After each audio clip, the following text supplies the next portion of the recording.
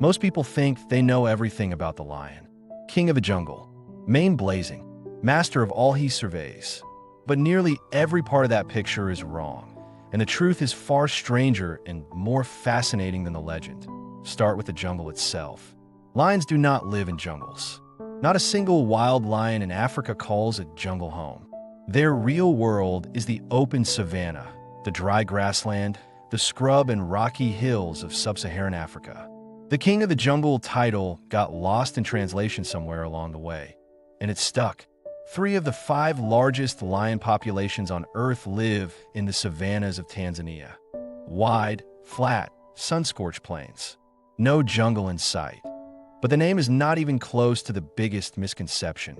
The real one is about who actually runs things. Picture the male lion. That massive frame, up to 250 kilograms of muscle and bone. The thick, dark mane that signals dominance to every rival on the plain. He is the face of the pride, the symbol of power. And for roughly 18 to 20 hours of every single day, sometimes more, he is completely asleep. While he rests, it is the lionesses carrying out the work that keeps everyone alive. Female lions perform somewhere between 85 and 90% of all the pride's hunting. They fan out across the open grassland in the dark. Lions prefer to hunt at night, moving like a coordinated unit, forming a semicircle, funneling prey toward the center. Their night vision is 6 times sharper than a human's. The wildebeest, the zebra, the buffalo, all brought down by the females together. And then after the danger and the effort and the kill, the male eats first. There is no king, either. Scientists describe lion society as egalitarian. No single animal at the top giving orders. The true core of every pride is its related females. The lionesses who raise the cubs coordinate the hunts and keep the group alive from one generation to the next. A typical pride numbers around 10 to 15 individuals, and the females are the constant thread running through all of it. The males patrol the borders and drive off rivals. Genuinely dangerous work that matters for the pride. But if there's a crown anywhere in a lion pride, the lionesses are the ones wearing it. Something is moving through the grass. It's small, pressed flat against the earth, completely still. If you didn't know what to look for, you might never see it. Its coat is patterned with dark rosettes that break up its outline against the dappled light and shadow of the savanna. It could be a leopard cub, a serval, maybe, but it's neither. It's a lion. That instinct to do a double take is exactly the point. Lion cubs aren't born wearing the tawny gold coat their parents carry. They arrive in the world spotted, sandy fur marked with darker brown rosettes, a disguise built into them from birth. And they need it because the first weeks of a lion's life are among the most dangerous it will ever face. Consider the odds. Cubs are born weighing roughly 1.5 kilograms, about the same as a bag of flour. Their eyes are sealed shut and won't open for somewhere between 3 and 11 days. They can't run. They can't fight back. The list of things that can kill them is long. Large birds, snakes, and other predators. But one threat stands out as perhaps the most startling. Adult male lions, members of their own species, will kill cubs if given the chance. A lioness knows this. So for up to 2 months, she keeps her newborns completely hidden, even from the rest of the pride. She moves them regularly, carrying each cub by the scruff of the neck to a new hiding place before anything can track them down. The spots buy precious time. In the patchy light of long grass, a still, spotted cub is remarkably hard to see. That camouflage isn't a coincidence. It's a survival tool shaped over millions of years of pressure, written into the cubs before they've even opened their eyes. Then, slowly, the disguise fades. As the weeks pass and the cubs grow stronger, those rosettes quietly disappear.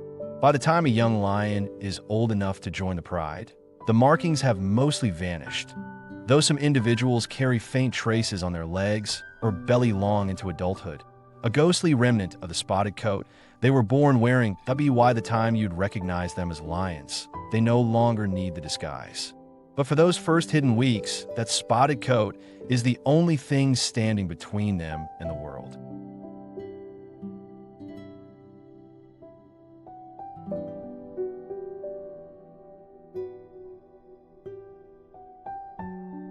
Here's what most people never think to ask. Why does a lion's roar sound the way it does?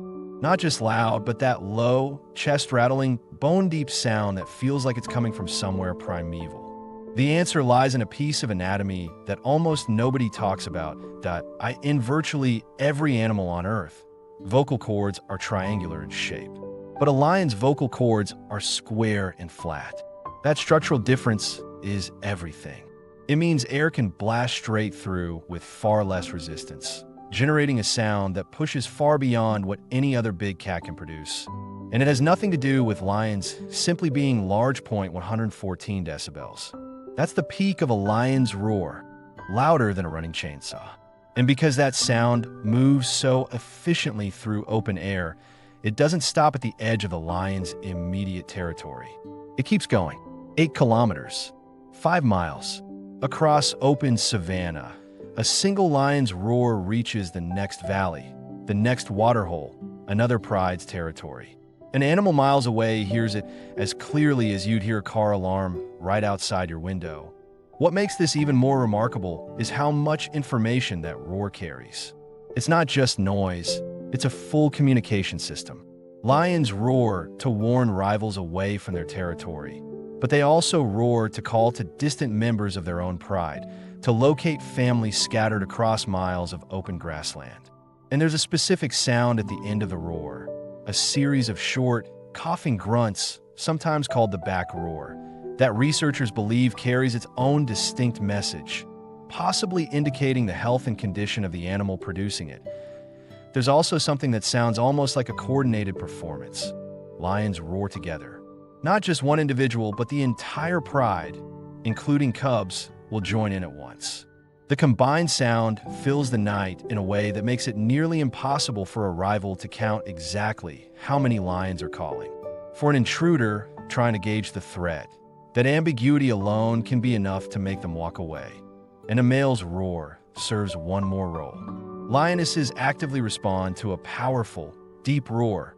It signals strength and health.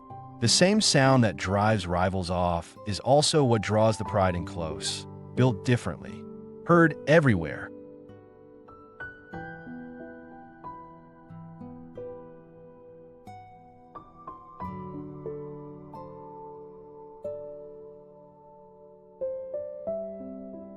Rangers who spend years tracking lions in the Masai Mara will tell you something that almost never makes it into documentaries. When a storm rolls in, the pride stirs. Not because the rain forces them awake, because thunder is a hunting signal. Here is an animal that sleeps somewhere between 16 and 20 hours a day, an almost incomprehensible amount of rest for something capable of reaching 50 miles an hour and leaping 36 feet in a single bound. When a lion finally decides to move, you can be certain there is a reason. And one of the most reliable triggers is bad weather building on the horizon. The logic is cold and effective. A thunderstorm does 3 things to prey simultaneously. The crash of thunder drowns out the sound of approaching paws. The driving rain cuts visibility to near zero, and the howling wind makes it nearly impossible to hear what's coming. What looks like chaos from the outside is, for a pride of lions, something much closer to a green light. The hunt itself is more organized than most people imagine. Lionesses, the primary hunters of any pride, split into specific roles before the attack even begins. Some take the wings, fanning out wide to cut off escape routes. Others hold the center, waiting for the prey to be driven directly toward them. The wings do not make the kill. They create the geometry that makes the kill possible. That a lion's eyes are already roughly 6 times more sensitive to light than a human's, purpose-built for low-light ambush. Layer a storm on top of that advantage, and the balance tips sharply in the pride's favor. The prey is blinded and deafened. The hunters are neither. What makes this so striking is not just the behavior itself, it is the patience behind it. This is an animal willing to wait, motionless in the long grass, watching those storm clouds build, letting the thunder roll in close before it commits. No rushing, no wasted energy. Just a predator reading the sky the way a sailor reads the weather, acting only when the odds have shifted as far as they possibly can. The storm breaks. The rain hammers the grass flat, and somewhere out in the darkness, something that looked like it was sleeping suddenly isn't.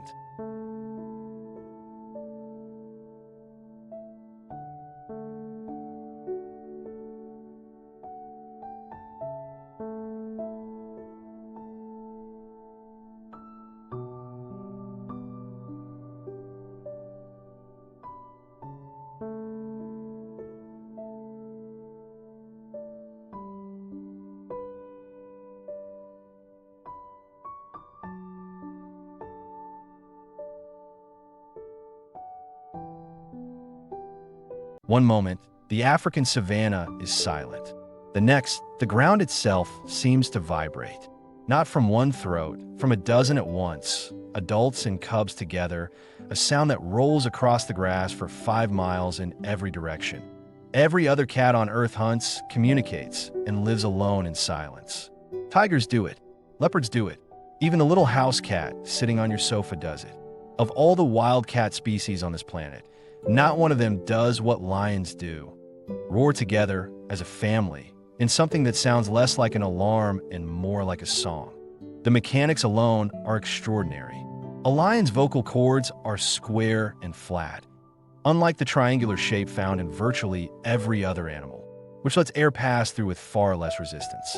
The result is a roar that hits 114 decibels. That is louder than a chainsaw. Stand close enough and you would feel in your chest before you heard it with your ears. But the roar isn't just loud. It is choreographed. A pride, mothers, fathers, aunts, and even cubs barely 2 to 3 months old will lock into a single calling sequence together. That sequence typically lasts around 40 seconds, each voice layering into the next, the whole chorus carrying up to 5 miles across the open grassland. No fence, no tree line, no rival can hear that and mistake it. This territory is taken, and we are many. What makes this behavior so remarkable is what it tells us about lions versus every other cat. For a tiger or a leopard, life is solitary by design. They have no one to sing with. Lions evolved for exactly the opposite, to coordinate, to call out across the grassland, to stay bound to one another by sound. A lion pride is built on kinship and coordination. Females who share blood, males who patrol boundaries together, cubs who learn their place in the world partly by adding their small voices to something larger than themselves. Those first tentative mews from a 2-month-old cub, barely finding the notes, joining its mother's full-throated roar. That is not just communication. That is a cub learning what it means to belong to a pride that no other cat in the world does this. Not one. In a world full of cats that mostly walk alone, the lions stand apart. The only one that doesn't just speak but calls out in chorus.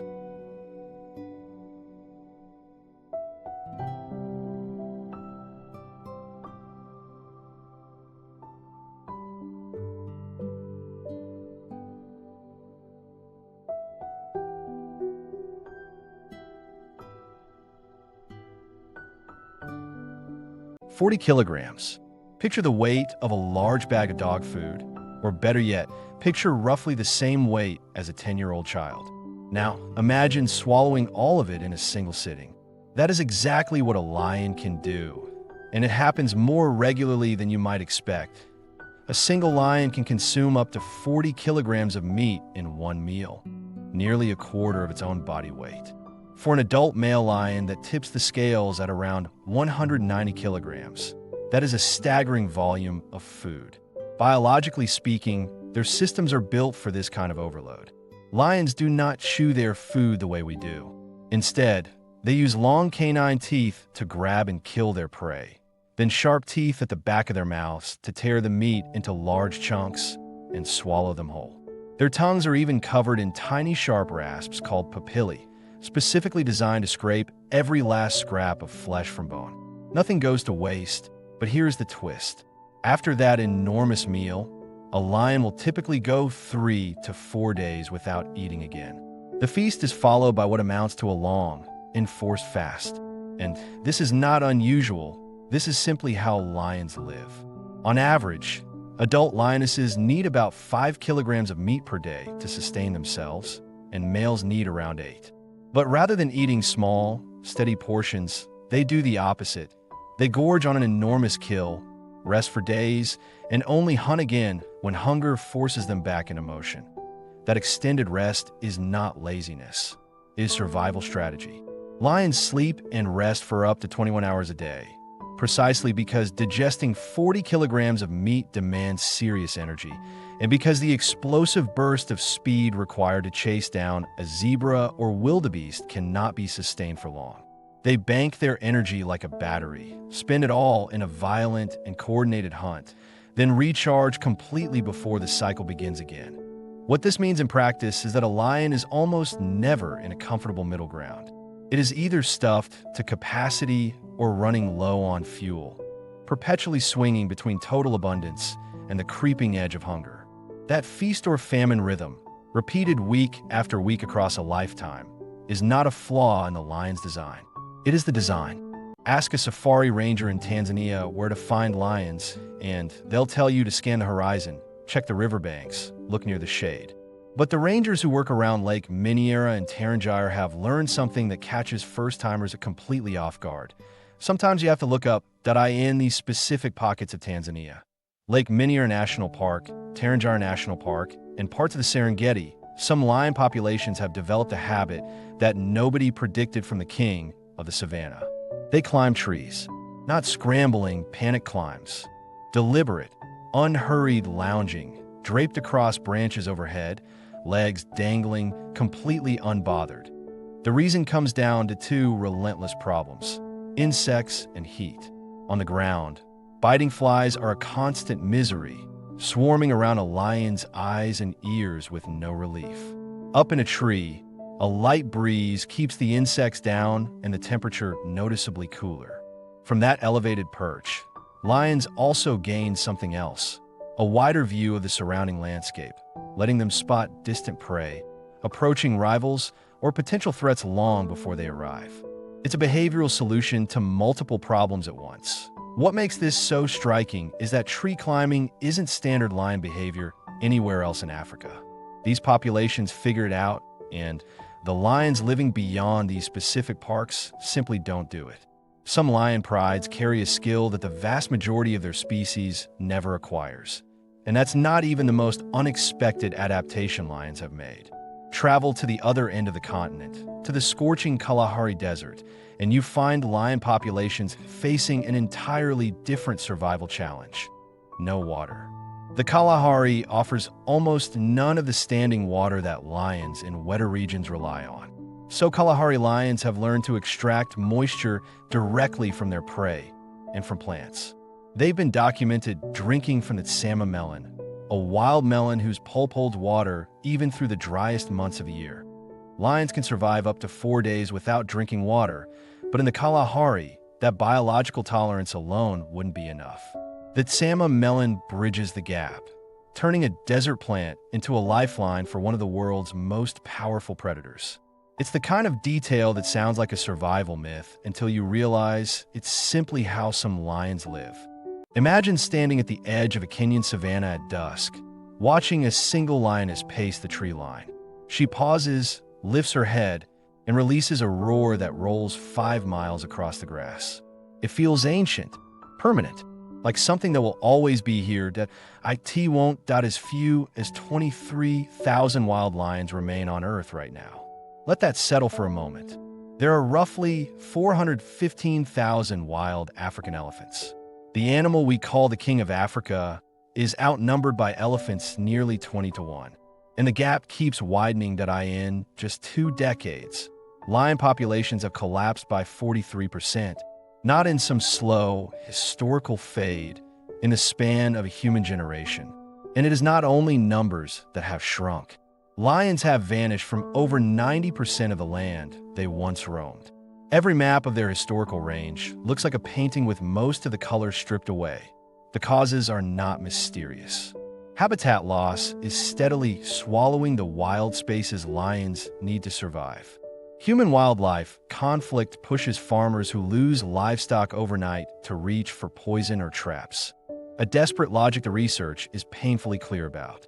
And poaching continues, not just for trophies.